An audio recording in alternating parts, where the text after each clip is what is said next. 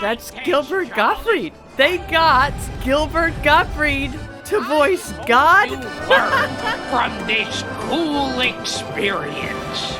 In the genre of lol so random humor, we have two extremes. On this side, it's a goofy cupcake that farts rainbows. On this side, it's a hideous humanoid that does the most disturbing things you could possibly imagine.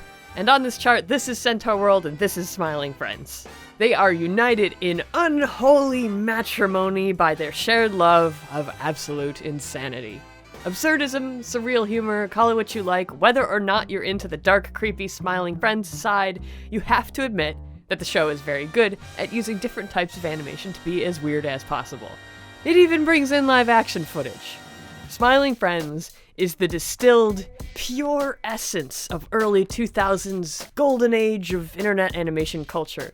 If you never got to experience that time when the web was still a Wild West dominated by homemade original Flash cartoons, Smiling Friends is it. It's the modern day, high quality version of that magic.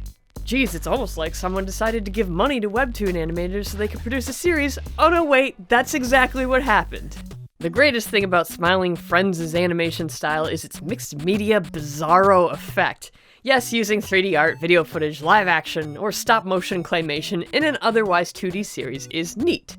But the real winner here is how much advantage Smiling Friends takes of 2D itself. Some characters are animated in a completely different manner than any others. Even if the art style is technically the same, the animation technique underlying it is different. Perfect example. Same black outline, same human fugliness of some of the other characters, but animated uncomfortably smoothly. The first time we see this guy, he's animated by rotoscoping, drawing on top of a live action video. It's done sloppily, too, which makes it even better. It shows exactly how weird animation looks when it's trying to copy real life. In this other clip, the character's not rotoscoped, at least not as far as I can tell, but it still feels because the animators drew 2 times more drawings than necessary. In most 2D animations, you see 12 drawings each second. This is 24.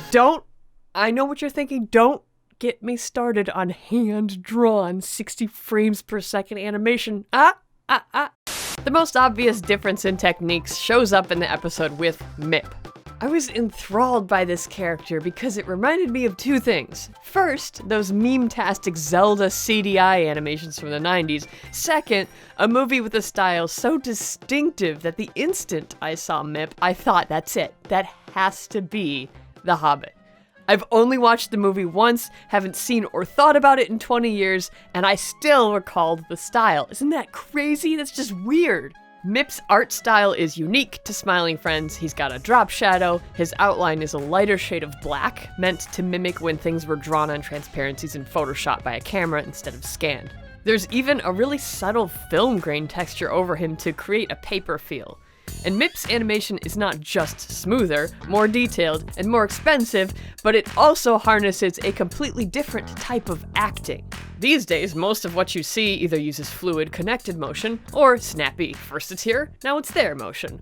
But if you're into watching old school animation that isn't Disney, the type of motion you'll often see is a frozen pose. Smooth animation to another frozen pose. Smooth animation into another frozen pose. And in The Hobbit's case, those poses tend to be extreme and flamboyant. Smiling Friends nailed it. It's always fun to see modern adaptations of old styles, and like all of the other references in this show, even if you had no idea where this was coming from, it's still entertaining. The show doesn't stop there with its varied 2D animations. Why not purposefully insert a giant stock image? Make cardboard cutouts and t-shirts out of photographs, and then call yourself out in the credits for doing it. Paint a demented close-up. Go from realistic hands to nubs. Animating horses? Yeah, forget that. Let's just do this. Every artist should appreciate that Smiling Friends does not waste money on things it doesn't need to. Buying fire and smoke effects from Shutterstock is A, funnier, and B, a good way to save money better spent on custom claymation, or on Mip, or on drawing a bunch of detailed gore for Charlie's dead body. That's the important stuff. Who cares about some dumb fire? I want to see a pair of insane fast food mascots flail through a grayscale fever dream. Yeah, Smiling Friends is wild, and the only reason it doesn't rupture into 1,000 crazy pieces is because it's simultaneously grounded in reality.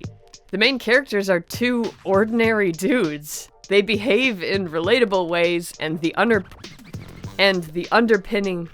Oh man, it's like a tongue twister, I can't say it. And the underpinning art style is consistent.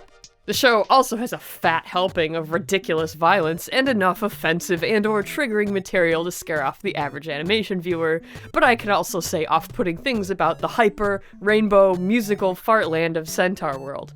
Neither is a show made for the average person, and that is what makes them great.